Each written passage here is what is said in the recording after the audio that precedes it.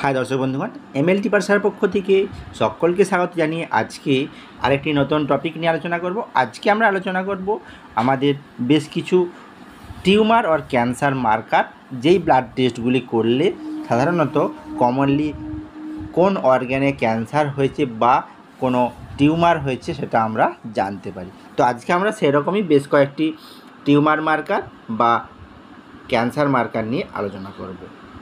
তো দর্শক বন্ধুগণ, অবশ্যই ভিডিওটি প্রথম থেকে শেষ পর্যন্ত দেখতে থাকো। যে টিউমার মার্কারগুলি নিয়ে আলোচনা করব আমি অ্যালফাবেটিক্যালি পরপর বলতে থাকবো।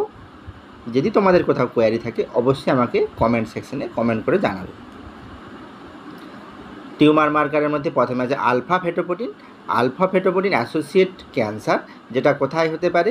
হেপাটোসেলুলার কার্সিনোমা বা লিভার ক্যান্সারের সঙ্গে এই আলফা ফেটোপ্রোটিন জড়িত। এই আলফা ফেটোপ্রোটিন আর কি সঙ্গে জড়িত? নন সেমিনি ম্যাটাস জার্ম সেল টিউমার, অর্থাৎ টেস্টিস অর ওভারিয়ান যদি কোনো রকম টিউমার হয় সেক্ষেত্রেও এই আলফা ফেটোপ্রোটিনটা অনেক সময় ইন্টারফেয়ার করতে পারে। এটা use diagnosis and monitoring of liver cancer, অর্থাৎ যেহেতু এটা লিভার ক্যান্সার একটা মার্কার সেহেতু এটা ডায়াগনোসিস এবং ট্রিটমেন্টের ক্ষেত্রে এটি ব্যবহার এটা জানা খুব প্রয়োজন। Monitoring, treatment and recurrence of germ cell tumour, germ sell টিউমারের রেকারেন্স হচ্ছে কিনা মনিটরিংয়ের জন্য এটি টেস্ট করা প্রয়োজন। নেক্সট আসবো কি? সিইএ ও কার্সিনো এমব্রায়োনিক অ্যান্টিজেন। সেই এটা অ্যাসোসিয়েটেড, এটাও একটা ধরনের ক্যান্সার। এটা হচ্ছে কোলোরেক্টাল ক্যান্সার। কোলোরেক্টাল ক্যান্সারের জন্য মেনলি এই টেস্টটা করা হয়ে থাকে। এছাড়াও pancreatic, gastric, lungs and breast ক্যান্সারের জন্য এই টেস্টটি করা হয়ে থাকে। Uses monitoring the cancer recurrence, অর্থাৎ ক্যান্সারের রেকারেন্স হচ্ছে কিনা সেটা দেখা মনিটর করার জন্য টেস্টটা করা প্রয়োজন। Limited use in diagnosis due to low specificity, এটার স্পেসিফিসিটি খুব লো, সেজন্য এটা লিমিটেড ডায়াগনোসিসের ক্ষেত্রে ব্যবহার করা হয়। নেক্সট কোনটা আসছি? নেক্সট আসছি CA-125, অর্থাৎ ক্যান্সার অ্যান্টিজেন 125। এটা অ্যাসোসিয়েটেড, এটা এক ধরনের ক্যান্সার। এটা ওভারিয়ান ক্যান্সারের ক্ষেত্রে মেনলি এই টেস্টটা ডক্টররা দিয়ে থাকেন। স্পেশালি এপিথেলিয়াল টাইপের যদি কোনো ক্যান্সার হয় তখন ডক্টররা এই CA-125 টেস্টটা দিয়ে থাকে। এর uses monitor, treatment and recurrence, অর্থাৎ ক্যান্সারের কোনো ট্রিটমেন্ট যদি কারো চলতে থাকে তার মনিটরিংয়ের জন্য বা রেকারেন্স হচ্ছে কিনা সেটা জানার জন্য এই টেস্টটা করতে দিয়ে থাকে।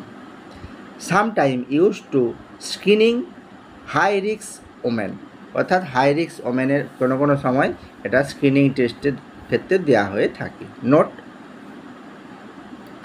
Can also rise benign condition যেমন এন্ডোমেট্রিওসিস, মেনস্ট্রুয়েশন, এই সবাই ক্ষেত্রে কি হয় অনেক সময় এটা অনেক সময় দেখতে পাওয়া যায়। নেক্সট আসছি কি?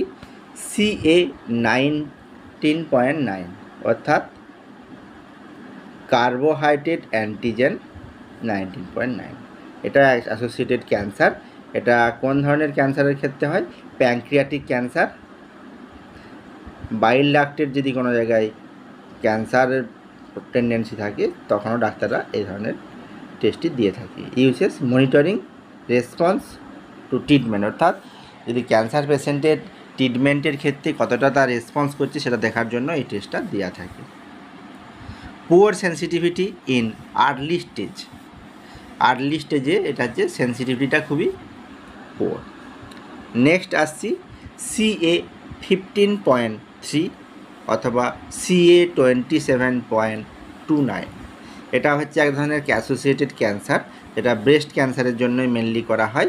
Uses monitoring for recurrence or metastasis, অর্থাৎ যদি কোনো ম্যাটাস্টাসিস হয়েছে কিনা জানার জন্য বা রেকারেন্স হয়েছে কিনা জানার জন্য এইটা করতে দিয়ে থাকে।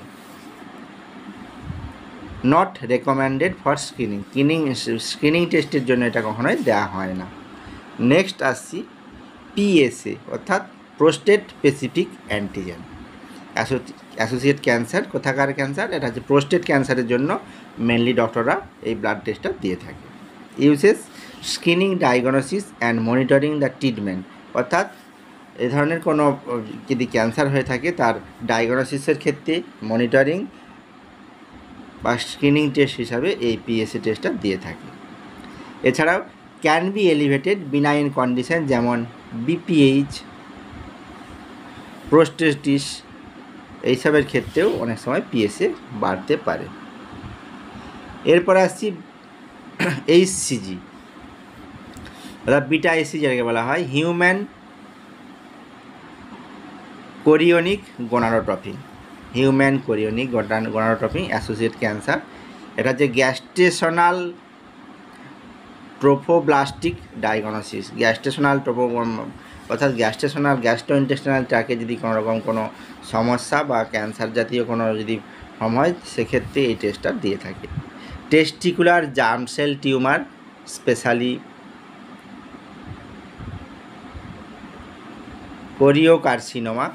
কোরিওকার্সিনোমার ক্ষেত্রে এই টেস্টটা দিয়ে থাকে। Uses diagnosis, treatment, monitoring and recurrence detection, অর্থাৎ এ ধরনের কোনো ট্রিটমেন্ট চললে সেক্ষেত্রে পেশেন্টকে সাধারণত এই ধরনের মনিটরিংয়ের ক্ষেত্রে এই টেস্টটি দিয়ে থাকে ডক্টররা। Also elevated in pregnancy, beta এসসিজিটা প্রেগনেন্সির ক্ষেত্রেও বাড়তে পারে। এরপরে আসছি ক্যালসিটোনিন অ্যাসোসিয়েটেড ক্যান্সার। এটা মিডুয়ালি থাইরয়েড কার্সিনোমা। এটা মিডুয়ালি থাইরয়েড কার্সিনোমার ক্ষেত্রে মেনলি এই টেস্টটা দিয়ে থাকে। Uses diagnosis and post surgical মনিটরিংয়ের ক্ষেত্রে এটা দেখা হয়ে থাকে।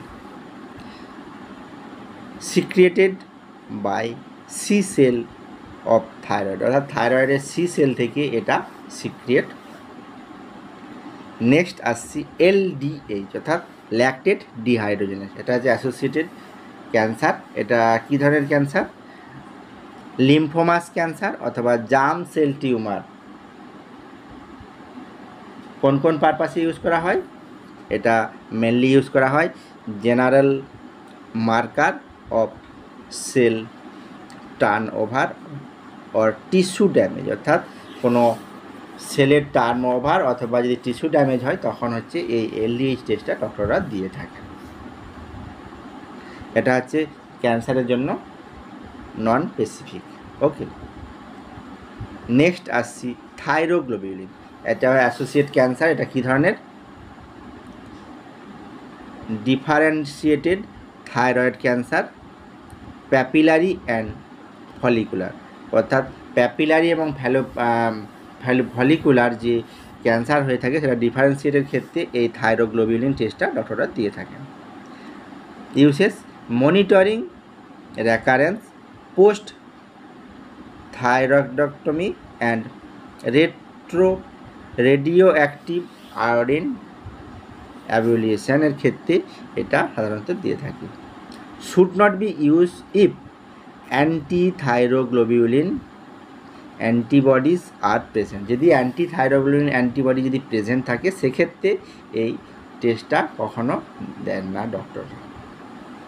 তো আজকে সেই রকমই বেশ কয়েকটি ক্যান্সার মার্কার এবং ডক্টররা কোন কোন পারপাসে কোন টেস্টটি দিয়ে থাকে সেগুলি নিয়ে আমরা এখন আলোচনা করলাম।